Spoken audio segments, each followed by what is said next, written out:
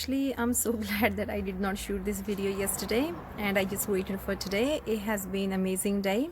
So I really wanted to shoot video because the spring has started and I am so much into tropical plants, and I thought it would be such a fantastic idea if I could just share what's my top 5 plants for exotic style and why I have picked these two five. One, they are very low maintenance plants. Second, they are not fussy about what kind of soil you have. And third is they are really fast growing, because when you buy plants which are exotic looking but they take so long to grow, then you want to buy a bigger one. That means you have to stretch your budget a lot to buy that plant. So I thought I'll just share some tips with you and which plants can really have a really nice backdrop to your exotic styles. Even if it's just not exotic style, it's really good if you just want some evergreen plants and they add a touch of exotics to your garden. And let's start.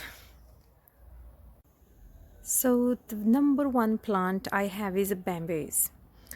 They are amazing plants. I mean, they do come with some drawbacks. We can discuss them too. So if I remember, the reason we had them was to add privacy to our garden, and they did a fantastic job. And they are so fast growing plants, so you don't have to really wait many years for them to mature. I mean, they grow at a shocking rate. We have seen it growing around 30 to 40 centimeters a day. So when the new cane comes up, it's just super fast. It's like on some batteries running, and it's going just fast and fast. So this area is a shaded area of my garden, and the reason bamboos have still done so well, because the top of the plant gets a lot of the sun, and that means plant can still make food and it can still grow. So it comes in two styles. Either you can have a runner or you can have a clump. So I really don't know which one I have. I was just really sold on these yellow canes and I loved it so much. And if you see, even there are some crooked bits, they eventually straighten up as they mature. So that's quite cool thing actually. So if it's a runner, it's less invasive. If it's a clump forming, it's going to be very invasive plant. And we have this concrete ground underneath, and my husband, he built these planters with old decking boards. So the whole point was we don't have to dig into the concrete and we don't have the fear of it taking over our garden. So they are kind of contained in a unit and they cannot escape ever. The only thing is they are a huge water drinker. So when we bought them, they were getting more and more brown, and called the people we bought them from and they said anything can die, bamboos do not die. So they said, are you sure you are watering them enough? And then we realized we were not watering enough. So they do like a lot of water, but if you provide them good water and good nutrition, they will reward you with this amazing foliage, and it just looks stunning. And I did buy actually one black version as well. That's not doing so well, so I really hope that it picks up. So that's number one. And my second favorite is, hey guys, so now I'm recording for the third time. For the two time I have recorded, for some reason from here on video has never been saved. It just, my phone just kind of hangs up. So I really hope that it does not hang up this time. And I have lost a bit of enthusiasm as well, because I'm going to do this for the third time, so please pardon me for that. So this one is number 2 and it's my absolutely favorite. The reason it's my favorite is really fast growing. It gives you really nice back structure, and it kind of looks amazing the way the leaves are. And pardon this voice in the background as well, because I can't control it. And the reason I bought this one was because of his hot color.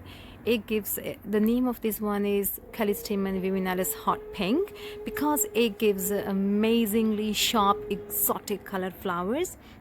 The most common name for this one is a bottle brush plant, because that's how the flowers look if you look in the image, and it grows really fast. Actually, this one is a dwarf variety. It's not supposed to grow past 1.5, but you can see it's way above my fence, and we are talking 2.5 easily. It's hardy to -5 degrees, but we have had -8 recently, and we had minus around 8, I think, around many few, actually more than 4, 5, 6 years back as well. But it has done well. There is no freeze damage, no ice damage, so it's just amazing. In terms of soil, it's not fussy. It can take any kind of soil as long as you give it sun. So you know, all the plants which has really hot color flowers, they love sun. So this is one of them, and it does get plenty of sun here, so I am absolutely happy with this one. And if you buy the red one, in this one, that can grow really big eventually. I mean, where I'm from, India, I have seen them as a trees, not as a shrubs, so they are absolutely fantastic. And my third favorite is Fatsia. The reason it's my favorite because it's one of the plant which looks so exotic with its big giant leaves, and it can do so well in shade. Not many plants do well in shade, but this one is a gem if you have a shady garden and you need something at the back to give it a structure. It does flower, but that's not its selling point, and it's really hardy as well. It's I think hardy to minus 10 degrees, so it's one of the hardiest plant I have in my garden, and it grows really fast as well. It can grow up to 4 meters. Again, it can be restricted if it has competition with other plants or you have put it in a container. Again, this plant is really easy. It does not care about the soil or what kind of I mean, if it's clay or it's sandy, it just does well. But just to give it a good start, I always try to add horse manure into all my garden plants, so just give them some organic matter.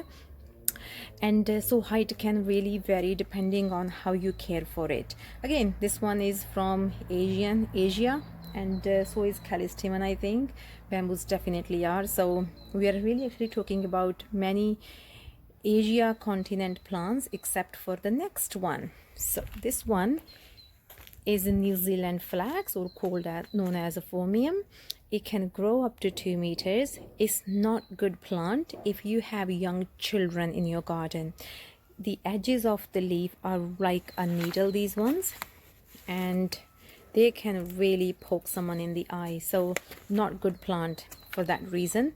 Again, it's really fast growing. I bought it as a 3-liter pot, and it's again hardy to minus 10 degrees, so that's fantastic. So most of the UK can really have this plant, and it can grow up to 2 meters, and I have it around 1.5 meter this time. And that leaves me to my favorite plant, which is Tetrapanax. It's nothing to see here right now because it does not look evergreen, even though we are talking about really easygoing evergreen plants. So this is evergreen plant, and this one is again from, I think, Japan or Korea. I think this one is again, I think it's Korea, if I from that side, but that's what it is. You don't find it easily. Actually, you won't find it in the garden center. I have never seen it. I bought it online after watching Alan Titchmarsh Love Your Garden, and I was really blown away by it. And my husband said to me, he rarely says to me buy a plant because he doesn't want me to buy too many plants. So he said to me, can you buy this one? And I did. I'm so glad I did. This stem is so thick right now, and when I bought it, it was really baby plant in 2 or 3-liter pot, and it's really hardy. It's hardy to up to minus 10 degrees, I think, and we have had minus 10 degrees easily, if I think, in the last decade, and it has never died. So this one is not easy to propagate by seeds. You can buy seeds from it wouldn't be from UK, because no one in the UK will be able to get the seeds, because by the time it flowers and the seeds are ready to harvest, we have a frost, so everything gets killed. But you can still buy them from Europe and grow them, and I'm sure many sellers will be buying from Europe or from Asia and selling it on. It can be propagated as well, and it has big giant leaves like colocaceas or alocaceas, so they are a focal point of any garden. They are absolutely stunning. And now you must be, actually before I mention that, it does have this coating on the stem which can cause cough, and I think that's one of the reason garden centers don't have it, and that's why I think. Now the reason you might be thinking, why didn't I talk about any of the palm trees?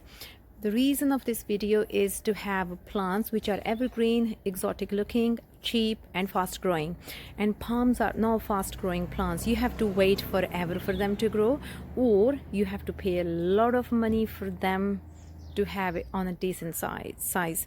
So I just think if you are low on budget and still want exotic garden, these are must-have plants. You don't have to worry about pests, you don't have to worry about your soil structure, and they are just very easy to care for plants.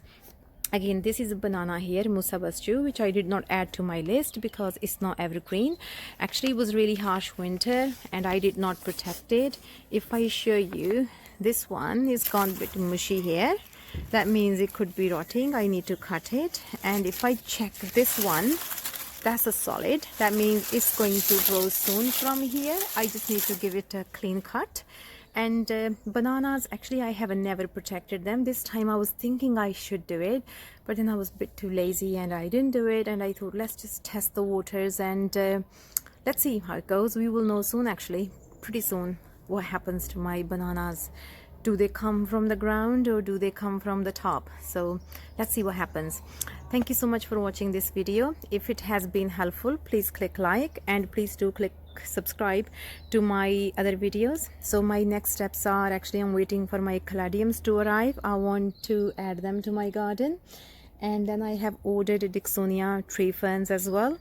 So just very excited about that. Thank you so much for watching, guys, and thank you for tuning into Urban Tropical. This is Raj. Bye bye.